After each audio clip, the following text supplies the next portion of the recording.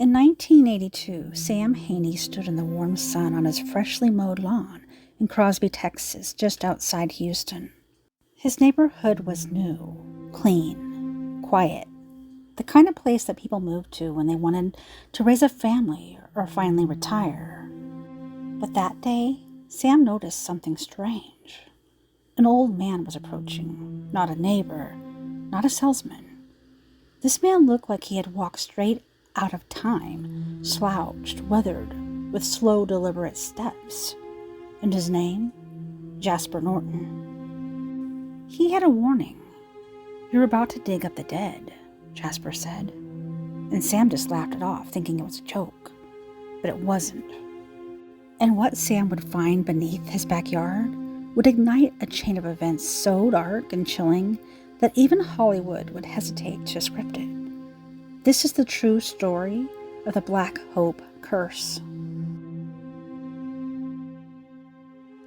To understand the horror that unfolded in the Newport subdivision, you need to understand what came before it. Texas, once a Confederate state, was home to thousands of enslaved people. After the Civil War, many of those freed stayed, building lives as best they could. But segregation was still law. Black families couldn't be buried in white cemeteries. So they created their own quiet, humble space, Black Hope Cemetery. Established in the 1870s, Black Hope served as a final resting place for freedom and their descendants until 1939. There were no marble headstones. Some graves were marked with wooden crosses and others with flowers, or nothing at all. Over time, nature reclaimed the land, and headstones crumbled, memories faded, and by the 1960s, the graveyard was gone from maps, forgotten, or erased. Developers soon arrived and bought up the land. They bulldozed it and paved over the dead. Then they built homes. Sam and Judith Haney moved into their new house in the early 1980s. It was everything that they had dreamed of. Judith loved the massive old oak tree in the backyard. She would sip coffee and just admire its strong beauty. And then they decided to put in a swimming pool. Sam brought in a backhoe. And that's when Jasper Norton appeared, uninvited, with his quiet warning. He pointed to a spot of land in the yard. "There's a couple buried right there," he said. And he wasn't wrong. The backhoe hit wood. Sam and the workers switched to shovels. They unearthed pine boards, decayed cloth, and bones, so brittle that they crumbled to dust. Nearby, they found a second coffin, and this one was more intact. Inside, they found the skeleton of a woman, and on her hand, 2 gold wedding rings. Authorities were called, a sheriff, coroner. The remains were determined to be decades old, and with Jasper's help, the Haneys identified the couple, Betty and Charlie Thomas, buried sometime in the 1930s. And they were just 2 of many as 60 graves from the old Black Hope Cemetery. The Haneys were horrified. They did the respectful thing. Well, after they dug up their graves, in which they were warned about, they reburied the couple in the same spot and even marked the grave. And then they prayed that it would be enough. It wasn't. That night, Judith was reading in bed when she noticed their digital clock emitting a weird bluish glow. And then it began to spark. The weird thing was, the clock wasn't even plugged in. Later, she heard the sliding glass door open and a voice say, "What you doing?" But Sam wasn't home. And when she checked who was at the door, it was still locked. Days later, Judith's favorite red shoes disappeared. She searched everywhere. Then Sam found them, placed neatly on the grave of Betty Thomas. And ironically, they noticed that it was Betty's birthday. "Charlie gave her a gift," Sam whispered. Across the street, Ben and Jean Williams had also moved in. Their yard, too, was near an old oak tree. Jean tried to plant flowers, but nothing grew. Fertilizer didn't even help. And then came the sinkholes. Deep rectangular depression, coffin-shaped, appeared overnight. They would fill them in, and days later, they were back. Jean began seeing shadows slide across the walls, and she heard whispers in the empty rooms. At night, she caught the scent of something rotting, a sickly, sweet, putrid odor. Their granddaughter, Carly, refused to go into certain rooms. In the middle of summer, she would walk into patches of freezing cold air. The toilets flushed by themselves, and worse, she heard voices coming from the plumbing, murmurs, conversations from inside the pipes.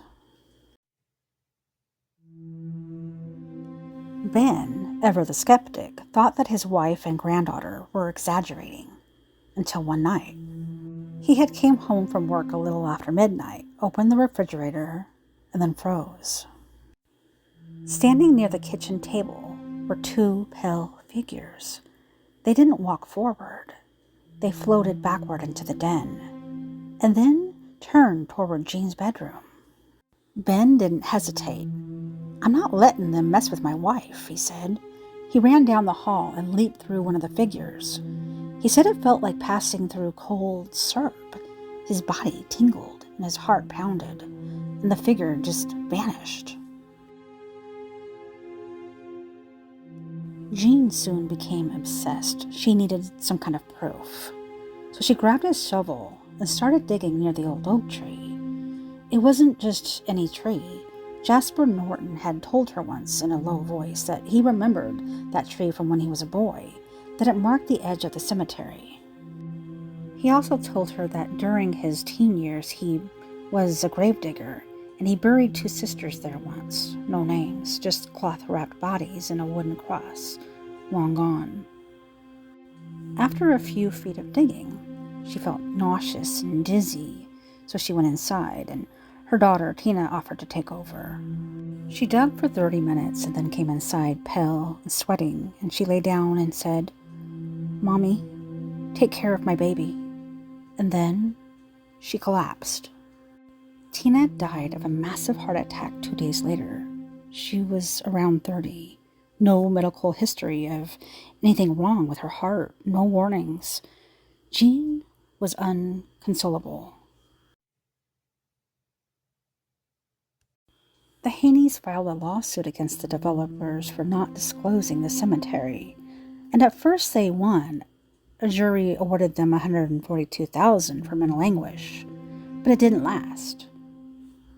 With a judge overturning the verdict, and they were ordered to pay $50,000 in court fees, they declared bankruptcy. The Williams tried to sue too, but without documented graves beneath their specific property, they had no legal grounds. Jean told Ben, "If we stay, I'm going to die too." They ended up moving to Montana for a while.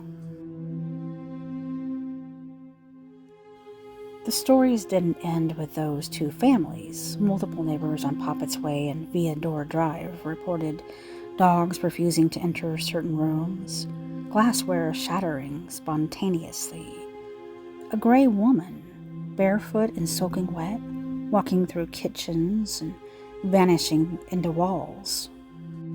And chanting was heard from the woods at night, described as deep and rhythmic. In some cases, new residents reported nothing at all. Others refused to speak publicly. The Newport subdivision still stands today. South Diamond Head Boulevard is a well-kept street. Families barbecue in their driveways, kids ride bikes, and the old oak tree is still there. And so, most likely, are Betty and Charlie Thomas. The bodies were never moved, and any of the 60-plus souls that were buried in the Black Hope Cemetery, that were buried under the subdivision, still lie beneath the homes. What do you guys feel about this case, the Black Hope Cemetery and the curse. Could you live on, if you knew that you were living on graves, forgotten graves, could you live there? I don't know if I could. Very, very haunting tale for sure, and sad. The dead should rest in peace. They shouldn't be buried over. So tell me what you feel in the comments. This is the real story from Texas. I hope you guys enjoyed it. I will see you next time on Tales Told in the Dark. Thank you for listening.